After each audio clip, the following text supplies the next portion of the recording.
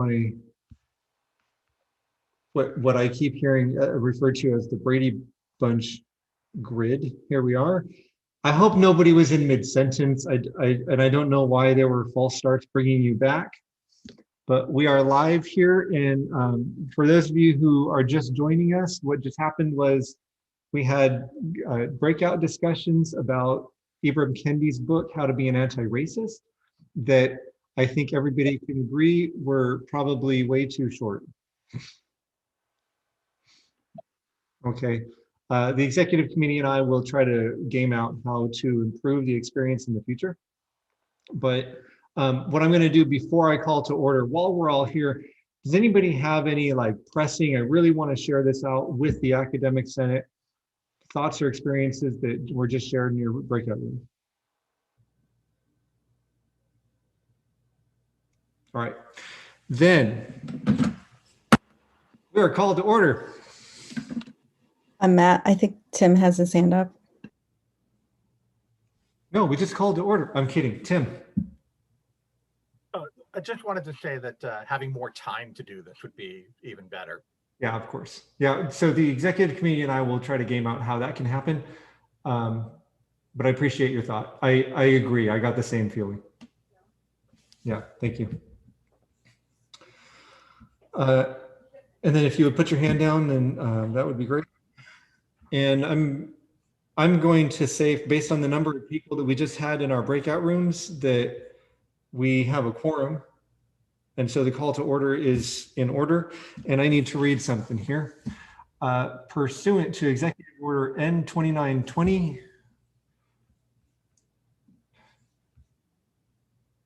okay. Dated on March 17, 2020, and signed by Governor Gavin Newsom, we are modifying the way that the public will participate in academic senate meetings during the spring 2021 semester. As part of its response to the wishful thinking, ongoing coronavirus outbreak, the academic senate provides members of the general public the opportunity to make comment on agenda items or items not on the agenda. Public comment can be submitted via email to academicsenate@pasadena.edu, and submissions will be read aloud in their entirety. And the guidelines for the time and quantity of public comment remain in effect. And I have 3 such comments, and I need to assign a co-host. So I have a lot going on right now. Give me just a moment. I don't know how to do that. Right, where's my participants window? I'm going to have to wait, Dr. Lopez. I don't have a participants window right now, but I'm going to read some public comments here. I'm going to read them in the order in which they came to me, if I can find the first one that I need to read.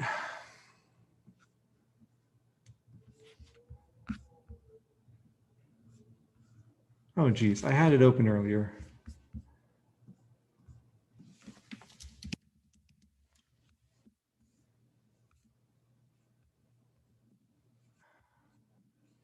Here it is. Okay. From the physics department. As a department, we have reviewed the proposed revisions to AP 7210 and have substantial concerns regarding its impact on hiring future physics faculty. The sections of greatest concern are section 3, selecting the hiring committee, as well as section 6, preparing for the initial interviews. And I'm going to ask that natural science faculty please make note of these sections so that we can bring this up when we get to them. In its proposed form, section 3 limits hiring committees to 5 voting members and requires 2 of these members to be from an underrepresented race, in quotes. While the meaning of underrepresented is left unspecified, something we believe should be clarified, we will assume it means African American, Latinx, Native American, and Alaskan Native. We do not currently have any full-time physics faculty from any of these races or ethnicities. Since one of the hiring committee members is the dean, this leaves only 2 positions on any hiring committee for current full-time PCC physicists. A hiring committee for future PCC physics faculty that comprises less than 50% of current PCC physics faculty would not, in our opinion, be able to make properly informed hiring decisions. Furthermore, we are not comfortable with a hiring process that excludes any current full-time physics faculty who wish to be involved. In addition, we are concerned that any policy requiring a specified number of members on a hiring committee to come from underrepresented races, in quotes, places an unfair burden on those faculty members who are of these backgrounds. As a result, they will likely be asked to serve on hiring committees with far more frequency than their white or Asian colleagues. In its proposed form, Section 6, which addresses the process of preparing for the first round of interviews, it is problematic due to vague wording. If the intent of the revision is to make it a requirement that an interview pool be sufficiently diverse and inclusive, as well as compliant with legal requirements for non-discrimination, the revised document needs to say this explicitly so there can be an open conversation among PCC faculty and administrators about possible ramifications. For example, what happens if the candidates are deemed insufficiently diverse? Will faculty searches be required to keep accepting new applications beyond the originally advertised deadline, or will the search be canceled? These are a few of our concerns, edited for brevity to be included in this public comment. We welcome further conversation going forward. That was submitted on behalf of the physics department for Miriam Hartman. The next one, again in chronological order, also comes from natural sciences. It's from Katie Rodriguez. Hello, senators. I have a few quick comments on the proposed changes to AP 7210. I would like the Senate to consider reinstatement of the stricken out text from 2A4. The Division Discipline Committee shall indicate any supplementary materials that candidates may be asked to submit with the application for the position. I was not alone in my disappointment that during the 1920 hiring cycle, HR barred us from asking for an essay and/or an equity, diversity, and inclusion statement as part of the full-time faculty application. This is standard operating procedure for most institutions that have put equity and hiring of a diverse faculty as a core value. The literature supports this. See Golden et al. 2018, hiring through the lens of diversity. There's a reference that I can give you if you want. The argument from admin was that it would decrease the diversity of candidates by creating an additional barriers and that they should know to, quote, put in the cover letter. I have seen zero sources that support this and many that have shown that equity, diversity, and inclusion statements are a powerful recruitment tool for increasing the diversity of applicant pools, especially for STEM. There's another reference to UCLA's candidate information. Personally, I think it should go in the AP to require all full-time faculty applications to require an equity, diversity, and inclusion statement, but at least it should be at the discretion of the committees to require them of applicants. I would also like the Senate to consider the reinstatement of the stricken text or more in 3B. I don't agree on the removal of or more to limit hiring committees to 5 persons. In larger in larger departments like the life sciences, it is entirely possible that we are hiring a faculty member that may work in more than one specialty. For example, someone that might teach physiology, anatomy, and non-majors biology. We would want to make sure the diversity of our specialties is represented while still allowing for members outside the area to serve. Really, the challenge on larger committees is logistics, and the area faculty and the dean should be able to resolve the committee size issue on a case-by-case basis. I don't see the need for this to be a one-size-fits-all policy for committee size. We as faculty have the flexibility in determining the size of hiring committees, and we should have the flexibility in determining the size of hiring committees in our areas. Pardon me, folks. The dean should be trusted to work with faculty to determine committee size, and faculty should be allowed to have more than 4 members if they so choose. Having a smaller committee is also risky in the event that a faculty member needs to drop off the committee due to illness or injury. If the committee were to unexpectedly shrink, would they then need to start over, delaying the process? I've been on many committees where people had unexpected circumstances and emergencies occur, forcing them to drop off the committee. Due to the larger size of the committees, we were able to proceed and still have diverse faculty representation. Thank you for your time, Katie Rodriguez. The third and final public comment that was emailed to me ahead of time comes from Melissa Michelson in Languages. I would like to bring to your attention faculty concerns with PCC's Academic Senate's Curriculum and Instruction C&I Committee, in particular about their seriously impacting the academic quality of PCC's offerings, setting students up to fail, and a violation of student equity. After months of department meetings and course revision work last year, while updating our classes according to the Chancellor's Office directives, Language Division professors brought forward comprehensive updates of our classes, but committee members rejected all of our proposals on the sole ground of units. They, who are not experts in our field, insisted we, Languages Faculty Division, convert our core multi-skill 5-unit ESL and foreign language classes to 4 units. In other words, 5 hours a week to 4 hours a week, which means we'd meet with our students 20% fewer hours every semester. At those meetings, the C&I committee members didn't offer academic success-based solutions or data for their decisions, and if reasons were given, they were anecdotal and unconvincing. For example, one member said for him, taking a 5-unit class in college was, quote, scary. At those meetings, ESL faculty expressed the negative academic consequences of the committee's demands for a 16-hour a semester reduction of class time with our students, but it fell on deaf ears. Other community colleges in California are not following the same interpretation of the Chancellor's Office mandate.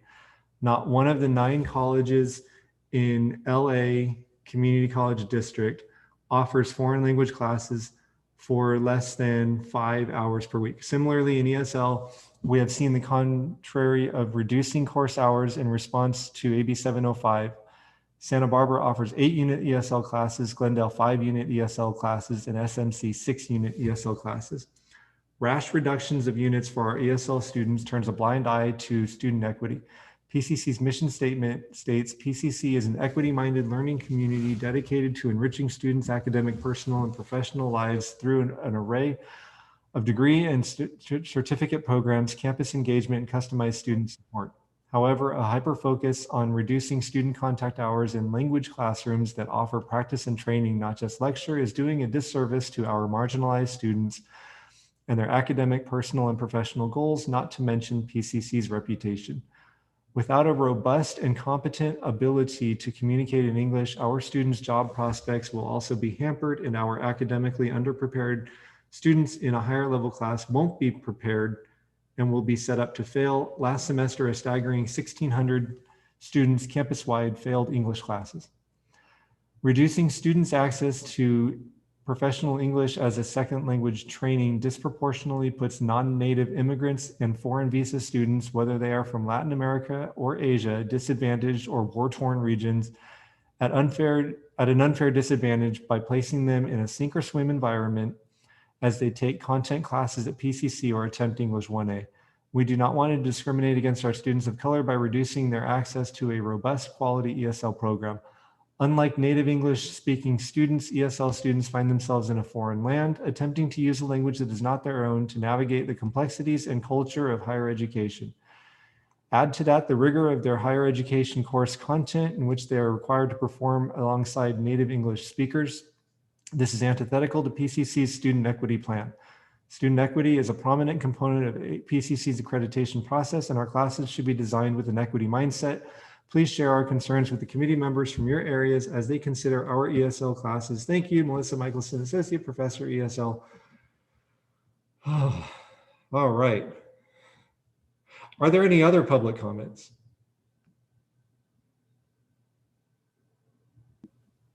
Okay. I have one. Emily, yes, thank you. Go ahead. Hi, everybody. So I think Carmen, you're gonna jump on too. Dr. Stevens. Oh. Yes, I'm here as well. Okay. So we're here because we're kind of restarting the Low-Income Student Rapid Response Committee, Senate Committee. Yes. And that is going to be in conjunction with the Lancer Care Center. Yes. And what we want, what I'm asking right now is that, you know, everybody that has a division, we need at least one representative. So we want a representative from every division so that when we meet, we can disseminate the information about what's happening and changing in the Lancer Care Center. And then those can go back and tell their division and kind of be the division liaison. So We do have Marion Hartman, Anthony, and he's in Anthony Francosa, right? He's in social sciences. We have Miriam Hartman. She's from natural sciences. And we have somebody from ESL, and we have somebody from English. That's me, but also we have Kirsten Ogden. So we need from other divisions besides those, if you could go back and ask your people from your division to see if anybody wants to be on this committee. It's very low commitment, but we do have some exciting stuff coming up. We know that SB 91 just came out about the kind of changes for tenants during the COVID, and it's going to affect people's lives until June. So we want to make sure that people struggling with housing know their rights and are able to negotiate correctly. So we're bringing somebody from the San Gabriel Valley Tenants Alliance to come and present to the students and to the faculty, staff, anybody who's dealing with issues relating to eviction or problems with their landlord. So that's Oh, something sorry, I thought you were done. Go ahead. that's what we're working on, and that's all I have to say. Do Okay. you have anything to say, Carmen? Before that, can you please repeat the name of the committee? Oh, okay, it's kind of long. It's the Low Income Student Rapid Response Thank you. Senate Committee.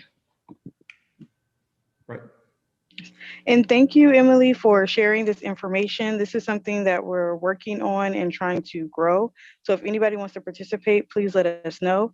I know Emily will be chairing the subcommittee, and then I will be joining that committee, I think as a co-chair, going forward. And we are planning to offer some workshops, like she was saying, regarding the new housing laws.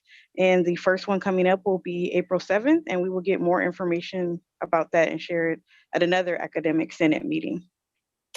Right, and I just want to say that there's the one on April 7th, but that's for the San Gabriel Valley Tenants Alliance, and so that's for a larger one. We want to make one specific for Pasadena students and faculty and staff, and so that will be April 27th when we'll do the one specifically for PCC.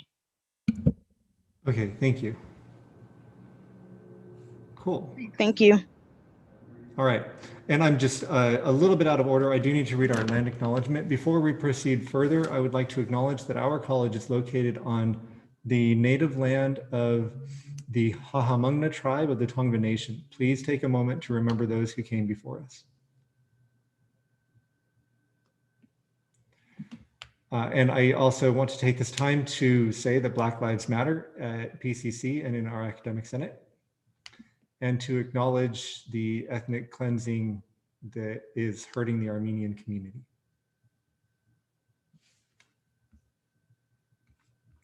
I look forward to a time when that's not a thing, the whole thing.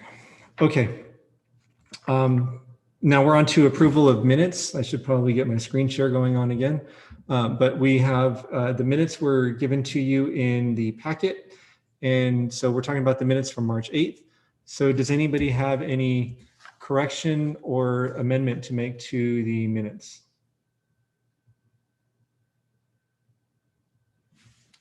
Oh, cool. We done good. Then if there's no opposition, we will approve them by unanimous consent. Is there any opposition?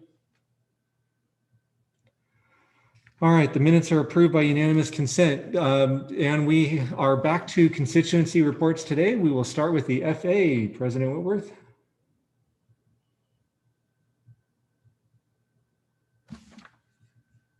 You're muted. I see your mouth, but you're. Okay, very short today. This week we're going to be meeting with the district to discuss the extension of the MOU for summer that we already have in place, and to see if there's any adjustments we need to make for that for the summer session. And very soon we'll begin discussions about possible return to work scenarios. We have a list of things that we would like to discuss with the district, and that'll be coming up very, very soon. And on a different note, kind of a union matter, but more of a union thought, I would just like to say myself and the FA board were extremely disappointed in our board of trustees on Wednesday when they decided that they did not want to have a standing diversity, equity, and inclusion committee. I think it's reprehensible, and I think we need to communicate that to our board of trustees to explain to them how important these issues are, and that, you know, despite the fact that they made the statement that, you know, they think they're doing enough, it's never enough. And this came right on the heels of the events of last week. So, and that's my report. Thank you. Next up, we have adjunct faculty. Yes, thank you, Matt. Mr. President, we had our first Adjunct Faculty Issues Committee meeting of the spring today, a very eventful meeting. We discussed some equivalency issues. It seems like we need some clarification from the Senate on the equivalency committee. We talked about adjunct faculty representation within the union, having equal seats at the table. And we also, a question that came up is, should adjunct faculty and faculty in general be required to join the FA to vote? Is this a form of voter suppression? So this is something we will hopefully be meeting with the FA president and the Senate president to discuss this question that came up as well. Thank you. All right, thank you. Classified Senate. Thank you, Matt. Since the last meeting that I attended, the Classified Senate approved the technology master plan. We also had a debrief about Flex Day, and we will continue to talk about the work in that day's theme of interrupting systems of advantage in our professional development day in May for classified. Also in May, the third week is Classified Appreciation Week at the statewide level. So I'll come back with more information on that. And lastly, we heard a presentation regarding the upcoming partnership research team on collegiality. And I just want to say that we look forward to working with that group and also with the Academic Senate, just trying to help move that along. That is all. Thank you, Matt. Cool, thank you. Next up, Associated Students. Hi, everyone. Just a few things to report. I just wanted to say that the past few weeks, all of our AS executive board members have all been conducting office hours every single day of the week. And it's open to anyone. So if you ever have a chance or if you want to, just come and talk to us. We always have office hours. We also started a podcast called PCC Speaks, and one of our first episodes got released, and it's voiced by the wonderful Sheila Rose, where it's kind of like a college survival guide. And we also have an ICC Spirit Week this week, just to get clubs acquainted and to make sure that they're all bonded while also training them as well. And we also approved and wrote a letter of support for the core program. But yes, that's all I have. Cool. Is there any way that you can send me a little blurb about your podcast so that we can send that out to the faculty so that we can get the word out to students? Of course, yes. I'll Cool. send it to you in the chat. Mhm. Yeah. Oh, no, shoot it to me by email and then I'll send it out to them. Okay, got it. Cool. Thank you. And then Management Association. Yes, hello. Thank you, Matt. On Wednesday afternoon, evening, actually, at the Board of Trustees meeting, we welcomed our newest members of the Management Association, Michael Williams and Jonathan Wiggins, who actually are both custodial supervisors in facilities. And at that same meeting, Chris McPeak was recognized with a new title as the Director of Programs and Alumni Relations for the PC Foundation. And we're hoping to utilize her along with the Freeman Center in doing more alumni work. Secondly, we gave a special thank you, and here I wanted to do that same as right now with Dr. Jason Robinson, Dion Miller, Dr. Michaela Maris Tamayo, and a number of faculty as well to help bring our second virtual Flex Day. Again, specifically, focus on interrupting systems at advantage. and frankly, doing the ongoing work that's necessary so that it's not a passive exercise. And as the college prepares, kind of like Mark was hinting at, as prepares to safely bring back staff and students and faculty, administrators and many others are taking part in the COVID-19 task force. And we're hoping as the weeks are going by, we're working more to help get everybody ready. And lastly, as a closing statement at the Board of Trustees meeting, I made a joint statement with the Classified Senate, Academic Senate, and as well as associated students that we stand with our Asian American and Pacific Islander community in standing against racism, violence, and especially against white supremacy. Thank you. Thank you. And so what you just heard was that was co-signed by the Academic Senate. Tito invited me to join. He asked if he could include us in that statement, and I went ahead and made that decision on your behalf. I didn't think anybody would complain about it. Next up, consent item C, committee appointments, and I need to entertain a motion here from Jennifer Fiebig. Go ahead. Yes, hi, Matt. I'd like to make a motion, please, to include an additional member for the Learning Assessment Committee. That would be in Natural Science for Elizabeth Nagy-Shadman. I believe we need two members, Veronica Jaramillo and Elizabeth Nagy-Shadman. Oh, I thought she was already on that list. Yes. Thank you for remembering Veronica. Not a problem. Okay. We need her too. Thank you. Can I have a second to the motion to add two names to the list of approvals for the Learning Assessment Committee? Second. Who was that? Brian Wilbur. Thank you, Brian. Okay, so moved by Jennifer Fiebig, seconded by Brian Wilbur. Is there any objection? If there's not any objection, we will approve that amendment by unanimous consent. Is there any objection? Okay, that's approved by unanimous consent. Now we're going to go to consent item C as a whole. Is there any objection to approving these appointments by unanimous consent? I just realized I'm not sharing my screen. Here is the screen share. These are the two. I was here, doing my mouse thing and you couldn't see it. But anyway, we're approving this now by unanimous consent. No objections? Then that is done. I can see some of you smiling at me. I don't like it. Let's move on to the next agenda item, which is the Technology Master Plan. Second read. Oh, oh dear, not there. And I don't know if Jeff and Candace have a PowerPoint. Let's play it by ear. What do y'all got, folks? No new updates other than just to receive some feedback from the body. Okay, so now that you've had, this is our second read, you've had a chance to to look at it, to be introduced to it, and then look at it again over the course of the last week. Does anybody have any questions, comments, concerns related to the Technology Master Plan?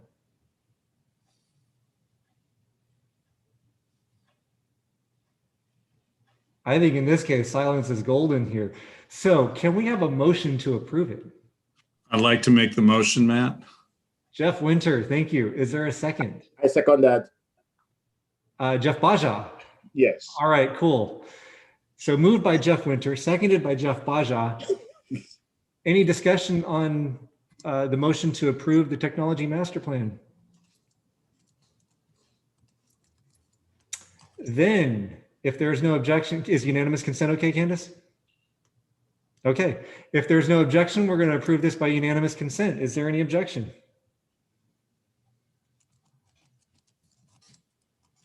Just waited a beat because this is a big thing. That motion carries.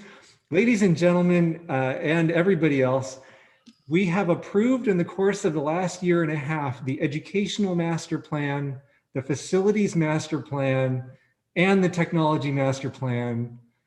I'm just thrilled about that. So Candace, you got all dressed up for nothing, but here you go. You too, Jeff. Thank you so much. I'm very happy. Thanks so much. I think it's a good, solid document. Congratulations. Good work for you and the committee that put it together and the firm that put it together. And you are now free to move about the cabinet. You can continue on with the road show. We're on to the next thing. Thanks, folks. And our next thing is Well, it seemed last time 10 minutes wasn't enough. So this time I scheduled the eventual return to campus discussion for 20 minutes. If we don't take the entire 20 minutes, it's okay, but we do have up to 20 minutes here. I know that there are concerns. I should let you know that the members of the executive committee did meet with the president and vice president of the Faculty Association because so much of what the concerns were brought up are in the realm of like contract issues or things that need an MOU or working conditions. So I basically wanted to connect with them and ask them, like, is there anything here that is a 10+1 matter? Is anything here like not contract? But what we came away from was we wanted to find ways in which we can support each other, the Academic Senate and the Faculty Association. The biggest takeaways, I think, there were two of them, and I'm trying to see if I can remember both of them. But one of them is safety is paramount, right? What I'm hearing is a lot of concern for the safety of our students and our staff. And Veronica, do you remember the other thing? I'm asking because you were there and you're on my screen right now, but if you don't, it's okay. I didn't prep her on this, folks. No, I can't remember. I can't remember it either, but we've communicated it to administration. And if I remember it, I will let you all know. But I think the second thing wasn't really a Senate thing. It was more theirs. Anyway,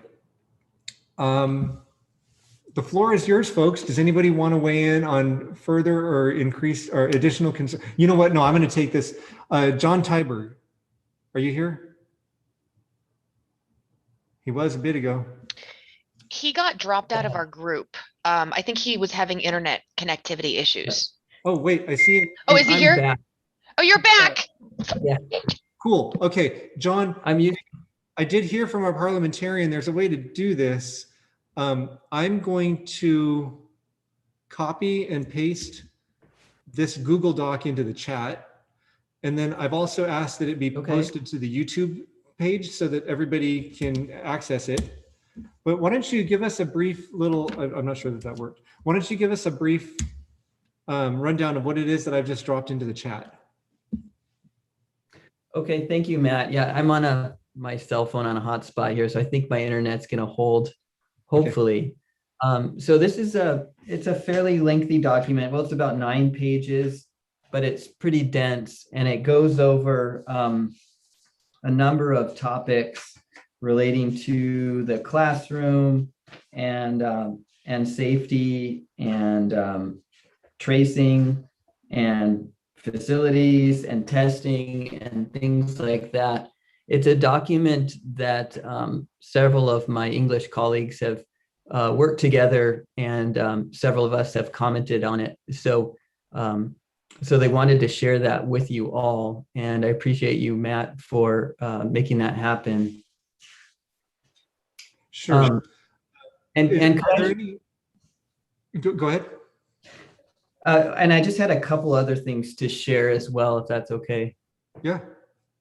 One of my colleagues in particular wanted me to share something he wrote, and I don't know if it's a 10+1 issue, but he wanted to ask if PCC were to reboot face-to-face instruction in fall 2021, precisely what COVID-19 circumstances would trigger a return to remote instruction.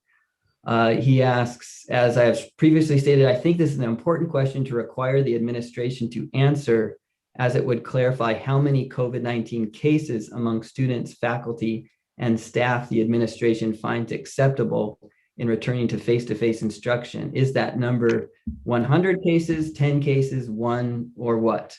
A return to face-to-face instruction in fall 21 assumes that number, so what is it? So he wanted me to share that. And then there was one other issue that a colleague brought up about the return to campus task force that I wanted to share. There seemed to be some disagreement about how about the representation on the task force. And I know we heard about this last time, but it seems that according to my colleague, there's no one in the humanities disciplines represented in this subgroup representing instruction. And so we would just like to convey that message, that there needs to be a better distribution of representation on this task force in the subgroups. Okay, and there is a member of the task force here, so I'm sure that individual is taking that note down. Thank you. Thank you. Okay. And I was just going to ask, is there any part of the document that you want to display? Or, I mean, everyone I can see that 15 people are sitting here looking at it right now, so maybe that's a moot point. It's really long. But I do appreciate that you gathered those thoughts here.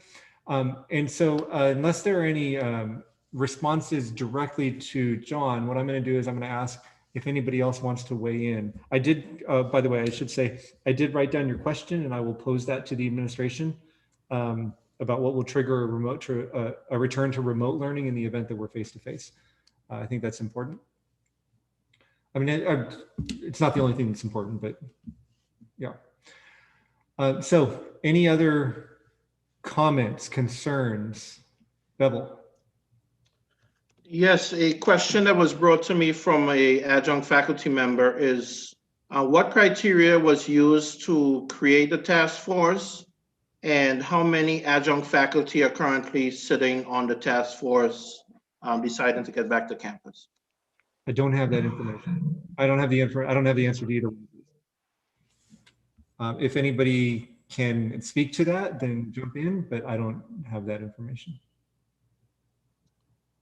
Because it seems as if, as adjunct faculty has been the history of adjunct faculty, not just at PCC, I think across the US, is that you sort of left off the table, when it comes to making these important decisions. So on behalf of the adjunct faculty, I would just like to express my personal interest.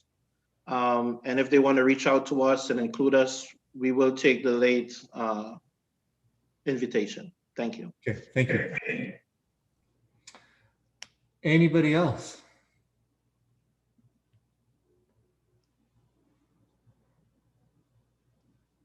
Okay.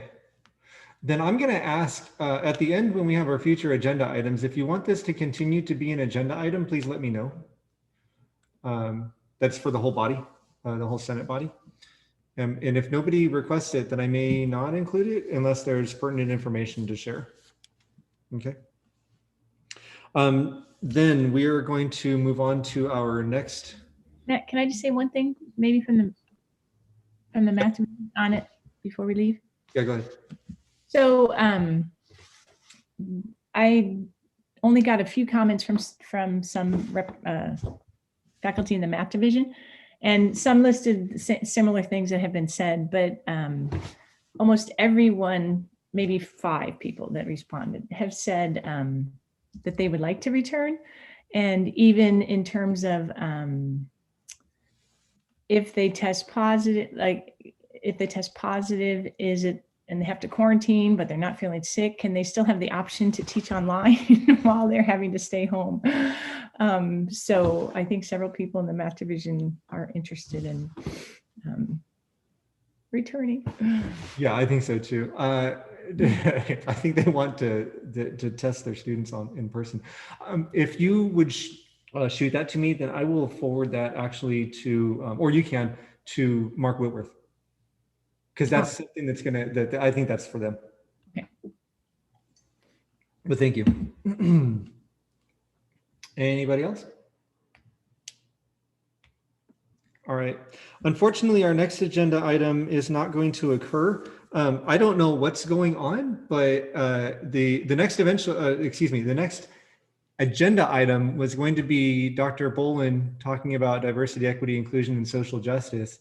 But I've just heard from 2 or 3 college executive committee members that there is an emergency executive committee meeting going on right now, and they're dropping like flies from this meeting. So I don't know what's going on, but something sure is. And so we aren't going to hear item I1, and we're going to move on to guided pathways. Miriam Altunji. Hi, everyone. Thanks, Matt. I have a couple of updates for us. PCC Connect progress surveys have gone out. I have a few numbers for you. 1,741 kudos have been given out to our students, 251 tutoring referrals, and 2 Lancer Care Center referrals have been raised. I do want to acknowledge Dr. Carmen Stevens for her work with the Lancer Care Center and getting that referral stood up for you all to be able to access. The progress survey, I believe, is still open until the end of this week. If you need to make referrals or anything outside of that, the system PCC Connect is still open and available. If you have questions about it, you're welcome to either email me or email PCC Connect, and we will connect you with the appropriate supports. Outside of that, things that Guided Pathways is working on is a definition of our network of care and success teams, and really getting a holistic approach to supporting our students all together. So there's work being done there with within Guided Pathways, and including the HSI grants and leadership there. So we'll keep you posted as those conversations continue to happen. I don't know, Sheila, if you wanted to speak to the Freeman Center PD that's been going on in the divisions. Sure. So as part of our ongoing efforts to support our students' career exploration and development, we're partnering with the Freeman Center for Career and Completion to offer a series of professional development events that will help faculty know what services we have and how to connect students to them. Last week, the English, Kinesiology, and Natural Sciences faculty had an opportunity to learn about those supports, but we have more scheduled over the next Tuesday and Thursday for the next 2 weeks. So if you are not able to attend your division meeting or have not been able to learn about these supports, please do join in on any of the other division meetings. So you can email me directly to get the links, and I'll put my email in the chat. Thank you. I will put your email in the chat. I don't think you'll be able to. And I'm going to mute everybody because I'm hearing that I should. And then here we're SE Rose at Pasadena.edu. There should be a D in there. I'll do it again.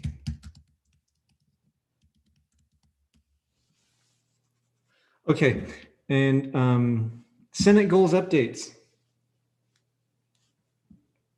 That's for anybody who's taking on any of our Senate goals to update us on your progress.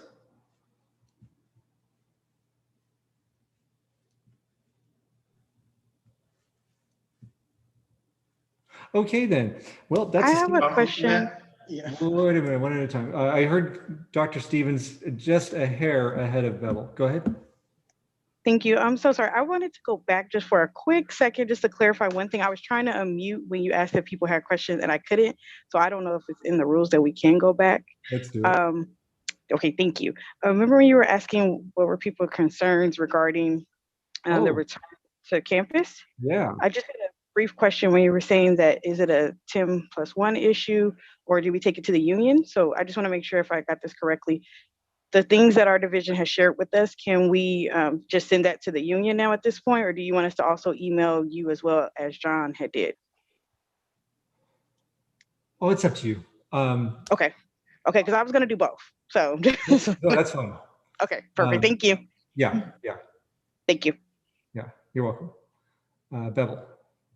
Yeah, I was just going to ask Dr. Francoso if it's okay for anyone in the Senate who is interested in achieving the goal of increasing our African-American student population from 3.8 to 10%, is it okay for us to invite them to our African-American outreach group that meets on Friday, Dr. Francoso?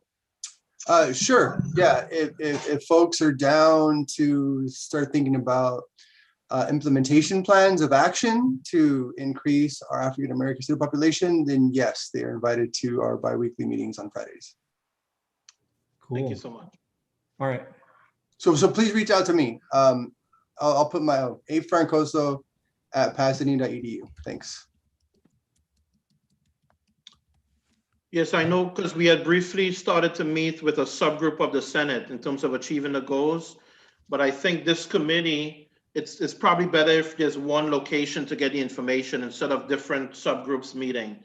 This is why I think it was a good idea for us to encourage anyone from the Senate who is willing to work on us on achieving these goals to that meeting on Friday.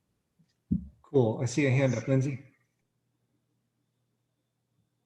Well, I would like to say, you know, I was silent, but ours is, you know, we have something to report, but it's coming up soon. Well, yeah, so, well, today. yeah, a whole agenda item. Yeah, so it's coming.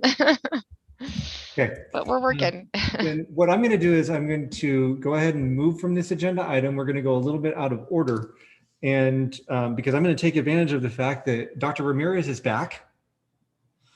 And I hope everything's okay with the college. We're going to call up the curriculum and practice review initiatives. And so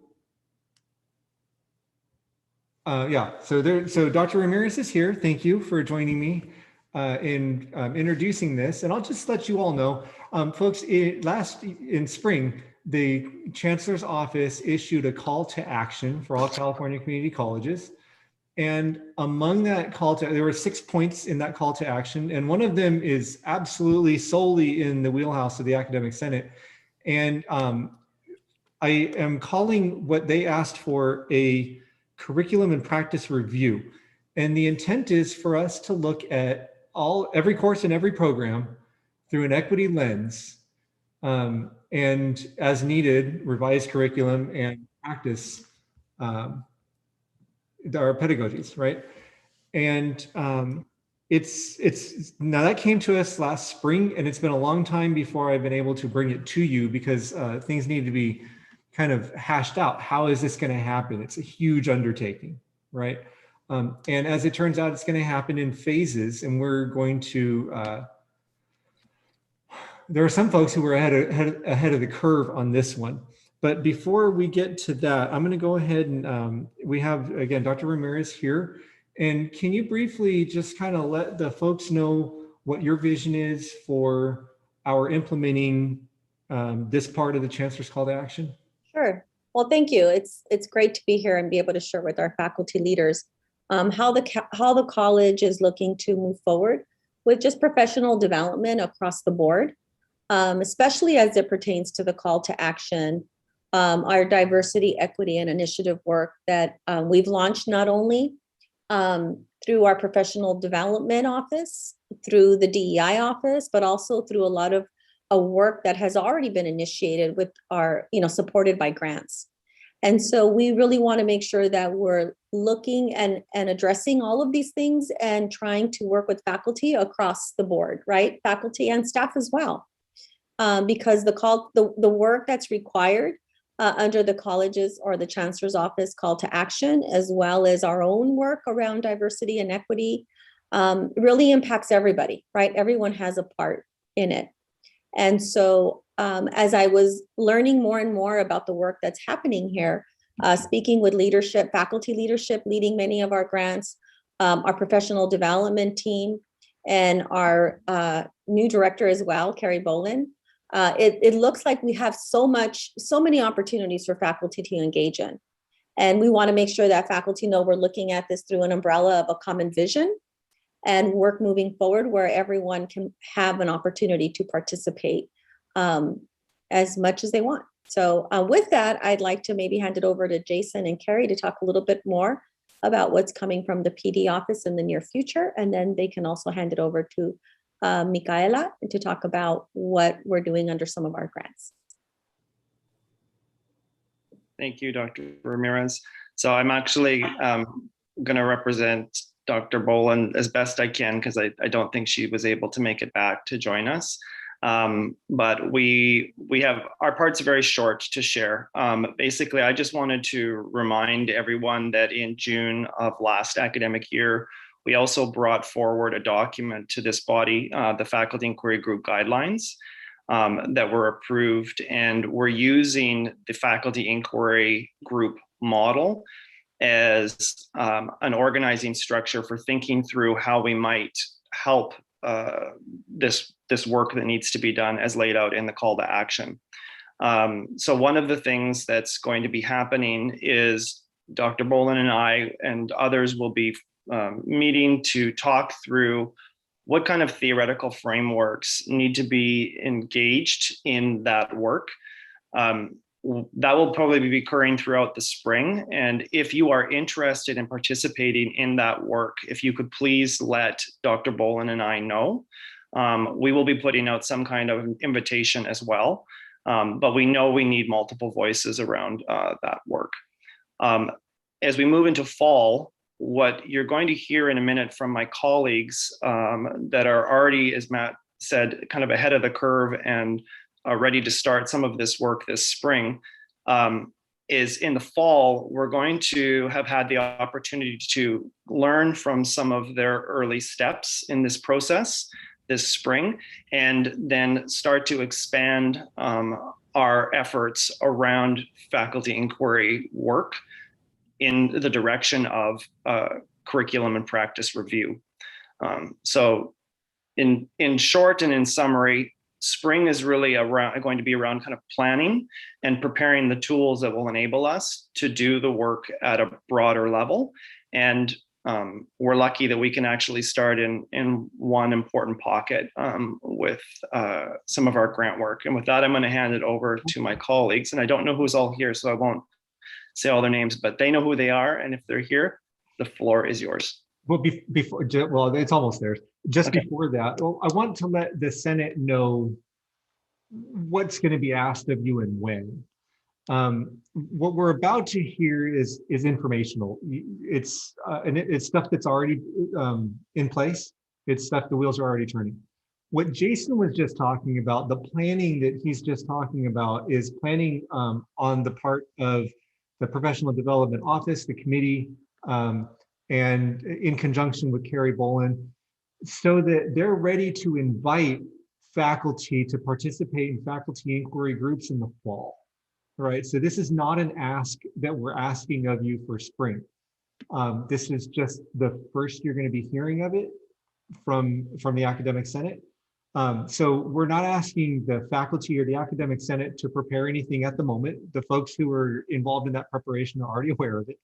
But there's a realization that if faculty are going to look at their curricula and their practices, that training needs to be in place. We need to learn before we can implement. So does that appropriately characterize the intent of what you were just giving us, Jason? Yeah, no, I appreciate that clarification. And I wasn't sure exactly what has been shared prior to us joining. So thank you. No, that's on Mark. This is the first. So yeah.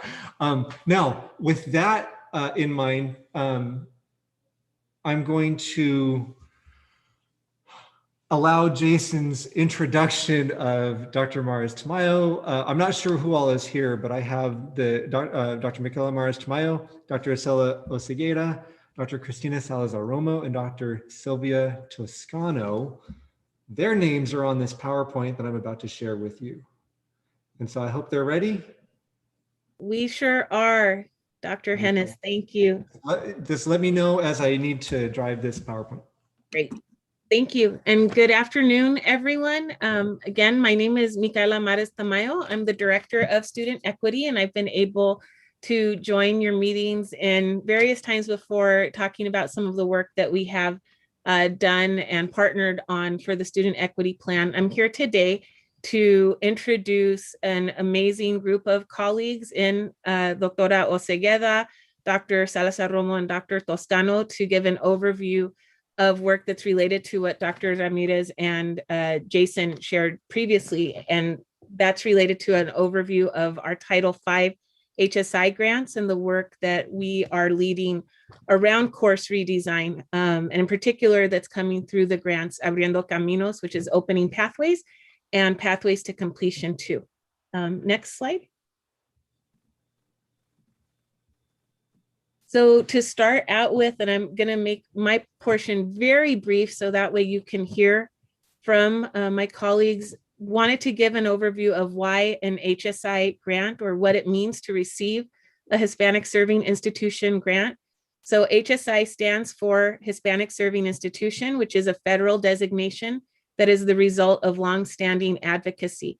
HSI Title V grants are intended to provide institutions of higher education with high numbers of Latina, Latino, Latinx students, anything that's at least or greater than 25%, and limited resources funding to build their capacity to expand opportunities and increase success for Latina, Latino, Latinx students. So that's the spirit behind these particular funds, although we at PCC are really dedicated to understanding that the spirit of the funds also allows us to further understand and discover new ways to engage Latinx students along with their historically marginalized peers, which includes low-income students, Black and African-American students, Indigenous students, and students of color. And fun fact, PCC has been an HSI by this definition since 1990, as we hit that 25% threshold about 31 years ago. Next slide.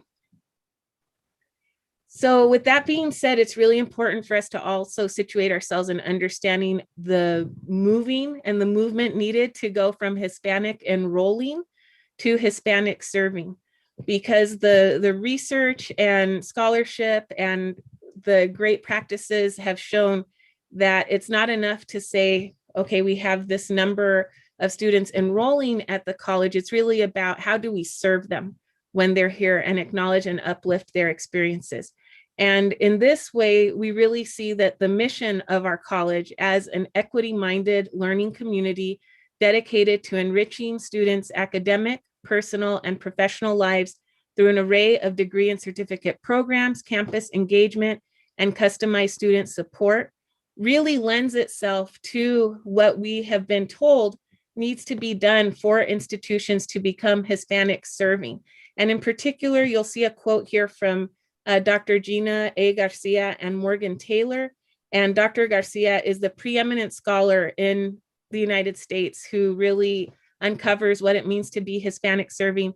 And she and Taylor wrote, what does it mean to serve Latinx students beyond enrollment and graduation? The idea of serving students has evolved to include producing academic and social support and fostering a positive campus racial climate. So in that way, we see our mission and this move from enrolling to actual serving of students to be very complementary. Next slide.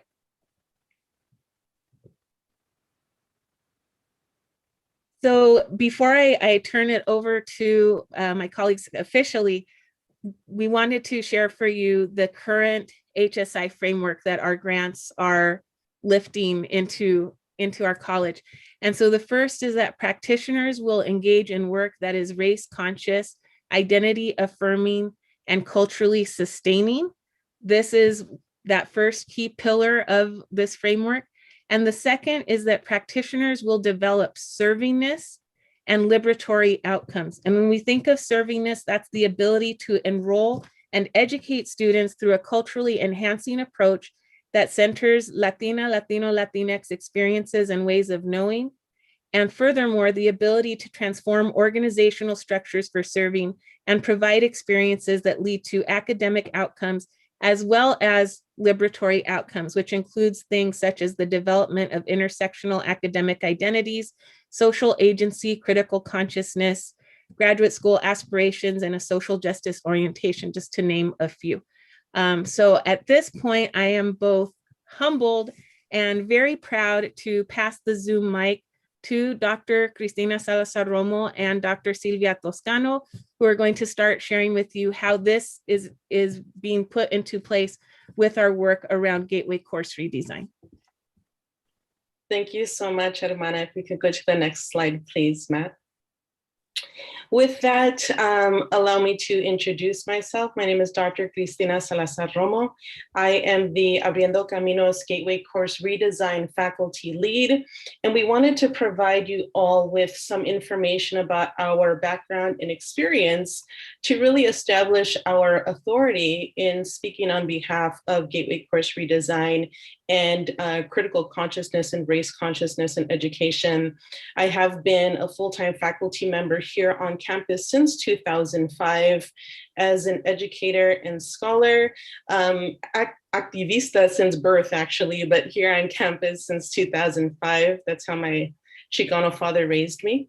I did receive my EDD in higher education with an emphasis in community college leadership out of USC's, it's no longer there, but the Center for Urban Education. That is the space that Dr. Estela Ben-Simon built, and I was very privileged to work with her. She is one of the formal scholars in equity and equity-mindedness across the country.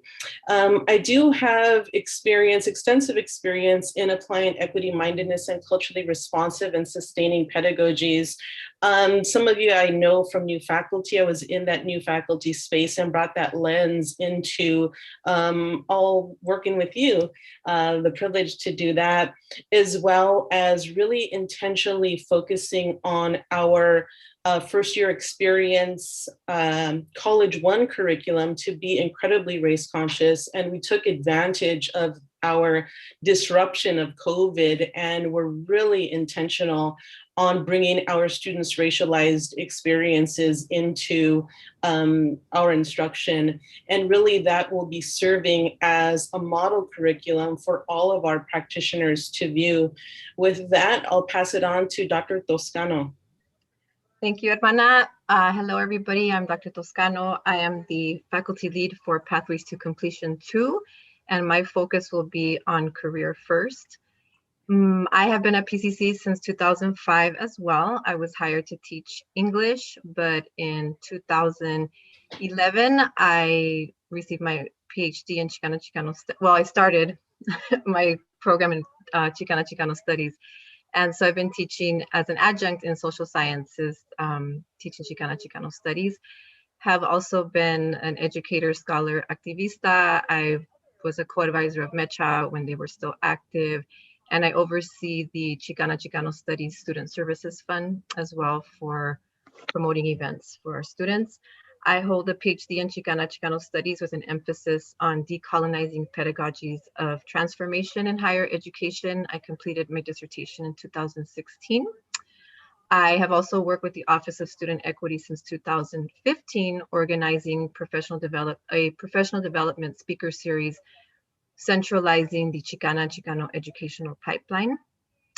Also a community college graduate. I'm going to pause because we've just run out of time for the agenda item, so we need a motion to extend.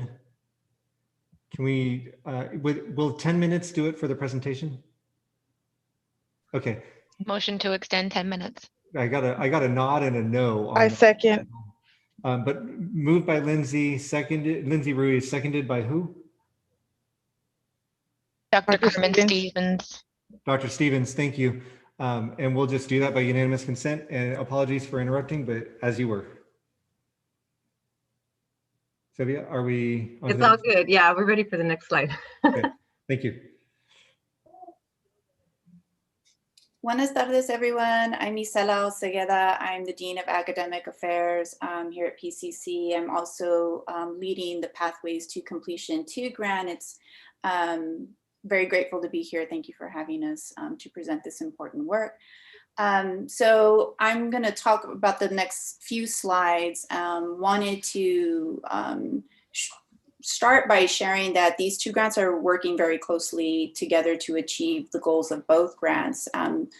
So I wanted to thank Dr. Maris Tamayo for her leadership of Abriendo Caminos. That grant was awarded in 2019 and really did set the tone for how both grants would help move PCC from an Hispanic enrolling institution to a truly Hispanic serving institution. And so I wanted to briefly review some of the activities that they are already accomplished. One was the Data Symposium. I think most of you were probably in attendance. That was a 2-day event last October. It highlighted the experience of our Chicana, Chicano, Chicanx, Latina, Latino, Latinx students, including their experience with instruction, support, culture, and campus climate by looking closely at data. Through the symposium, we deepened our understanding of the intersexual identities held by our PCC students, and we considered the symposium as a critical part of our ongoing collective work to become an anti-racist institution. There was a keynote address by Dr. Gina A. Garcia, who just referenced earlier. And also the formation of the Student Advisory Equipo. This is led by our wonderful academic counselor and student success team faculty lead, Desiree Sunica. The purpose of the Student Advisory Equipo is to have our own students serve as consultants, advocates, and experts to help with the design and critical components of the college's guided pathways framework, and to voice the needs of PCC students. They also consider issues directly related to Latina, Latino, Latinx students and other marginalized populations, and they meet regularly with the team members of the Abriendo Caminos grant. They also produced a wonderful publication, the Latina, Latino, Latinx Student Resource Guide. This is, it is what it is. It's a guide for our students. It's a beautiful publication. And if you haven't seen it, I'm hoping that Tito's still here and maybe he could drop it in the chat. And finally, the piece that we're focusing on today is the Gateway Course Curriculum Redesign. And this component of the grant seeks to identify courses with high rates of unsuccessful outcomes for each career community and provide equity-minded, culturally reflective, affirming, and sustaining supports tailored to each career community that allows faculty and staff to meet student needs. And so on the right-hand side, the Pathways to Completion 2 grant, this grant was awarded last year and will help to support and continue this foundational work through intentional collaboration with everyone working on the Abriendo Caminos grant. We will be continuing to center our Chicano, Chicana, Chicanx, and Latina, Latino, Latinx, and other historically marginalized students in our work to foreground race consciousness and equity mindedness in our guided pathways framework. And as Dr. Toscano just briefly referenced, develop a career first curriculum. These will be modules that will accompany the Gateway course redesign that you're going to learn more about. Next slide, please. So why is the work of these grants so important? PCC is one of the largest community colleges in the country and is one of the top 25 community colleges in the country in Hispanic enrollment. PCC students are diverse, with 51% of its nearly 30,000 students identifying as Hispanic. Chicano, Chicana, Chicanx, Latino, Latina, Latinx students graduate college an average 14 percentage points lower than their white counterparts. Next slide, please. And so these two grants, I can't emphasize enough how excited we are to have both of these Title V grants at PCC, and then to have them really working together and collaboratively. These two grants will align in efforts to reduce equity gaps in student outcomes and intentionally target workforce and career outcomes using the best available guided pathways and HSI research to become the truly Chicano, Chicana, Chicanx, and Latino, Latina, Latinx serving institution that our students deserve. So I'm turning it back to Drs. Salazar, Romo, and Toscano. Thank you. Thank you so much, Dr. Osegueda. And so for this particular project, we will be working within the model of the faculty inquiry group that was designated and approved by the Academic Senate. To address these inequities, we're going to be working with our faculty members in our gateway courses to think about ways to address career readiness and student success in ways that are culturally relevant and also responsive. If you can go to the next slide, please. The way we're going to address this is from a framework that comes from our Chicana Latina scholars First and foremost, we've talked about Dr. Gina N. Garcia and her notion of servingness, and really bringing that into our discussion of how we are or are not indeed serving our students in ways that elevate their lived experiences. We're also going to bring in the work of Dr. Tara Yoso and her community cultural wealth framework, which is a way to think about students' different forms of capital or their strengths that they bring with them to higher education. Historically, students oftentimes are thought of in a deficit lens, where we think they're bringing in so much more that really we are learning from them oftentimes. We're also going to be bringing in the work of Drs. Villegas and Lucas, two scholars from back east. They have a paradigm on preparing culturally responsive teachers and some ways to really engage in that work. We're going to be bringing in the work of Angela Valenzuela and her notion of authentic care. And this comes from her scholarship on subtractive schooling and looking at educators who employed authentic care and the success that it brought to their Latina students. Lastly, we're going to be bringing in Dr. Rendon's theory of validation, which really speaks to validating our students' experiences, what they're bringing into our classrooms. So we're going to be looking at this through an iterative and cyclical process of learning for our participants to be much more knowledgeable in these different lenses. If you can go to the next slide, please. So we really wanted to address how our work aligns with the transfer's call to action.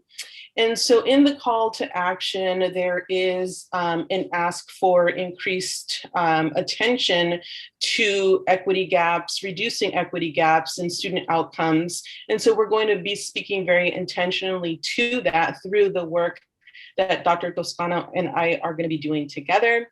One of the calls is also to create an action plan to create inclusive classrooms and anti-racism curriculum. I think it's important to recognize that there have been several folks on campus who have been doing this for years and years and years, and really elevating their expertise in this work that we're going to be doing. So looking at the theoretical lenses and frameworks that were just introduced and thinking about how those can operationalize in ways that engage inclusivity and impact curriculum for students of color. Lastly, we're going to be thinking about action plans for faculty and staff, how to evaluate their classroom and learning cultures, curriculum, lesson plans and syllabi, and course evaluation protocols. So we're going to be looking again at curriculum very intentionally. Some of you know my work with the syllabus as artifacts, so that's something that I'm really passionate about. And so we're going to be bringing that in to this space as well. With that, Sylvia. Okay, so you can move to the next slide. So through the Title V grants, I'm going to be sharing the goals of the culturally responsive and career course redesign. Just some examples of deliverables. Of course, this is all organic and will shift to match the authenticity of the participants in the FIGs themselves. But some examples of what the deliverables may be include a literature review with support for revisions based on pertinent scholarship on Latina o X and Chicana o X student success in discipline. And again, student success is also inclusive of competencies and career exploration, a revised syllabus, LMS evidence of Latina o X and Chicana o X identity, Welcome Week intro module that affirms, celebrates, elevates Latina o X and Chicana o X identity, as well as history and discipline-specific contributions. Revised units or modules that affirm, celebrate, elevate this particular student population, their identity and positive course culture. Revised course outlines are also a possibility to submit to CNI, paying attention to SLOs, SPOs, and CCOs. We will also be asking that participants participate in evaluating themselves before, during, and after the FIG. Next slide, please. And we also wanted to state that under the guidance of these grants, the FIGs will abide by the FIG guidelines approved by the Academic Senate on June 1st, 2020 that Jason was mentioning earlier in the meeting. And then finally, there are a few things that we would like the Academic Senate to help us with, and that would be to ask our campus leadership to embrace our status as a Hispanic serving institution and highlight this as a strength, to attend our Title V campus launch that we're very excited about. This will be happening on April 8th from 4 to 6 p.m. We're working out all the details and there will be an announcement coming out very soon for that. So if you can help promote that, attend it, that would be great. Encourage your colleagues to participate in the upcoming inquiry groups. I cannot see the final bullet, but to support any events, to promote any events, and to be open to future collaborations with us. That would be fantastic. Thank you very much. Those were the bullets. You got it. Okay. And folks, I want to tell you that this, clearly a lot of thought has gone into this. There's a lot of work been done ahead of time. This group of folks was ahead of the curve. They had this going on before the chancellor's call to action. And part of the conversation was, how does that exist with the larger scope of the chancellor's call to action? And so this is actually going to serve as like the first wave. And I just want to say props to this group of people who had been working on this before anybody asked them to, right? They're doing it because it's the right thing to do. And I think that's just great. And to the extent that we can learn from their efforts and share that information out among the faculty to continue on that work in a broader sense, a wider scale, I'm grateful to them for getting this started. We did run out of time during that, during the end of that. It was actually during the last slide, I think it was. But if there are any questions or comments, then we can extend the time if you need. Otherwise, we can take this as information.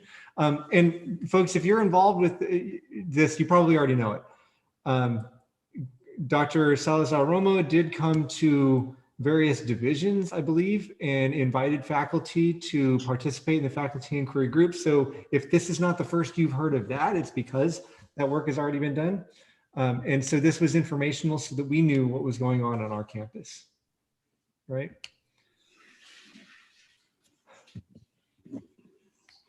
So I'm seeing some applause. Saw a lot of head nodding, some heart emojis. Some good things. Thank you all for coming to the Senate meeting, for informing the Senate as to what was going on.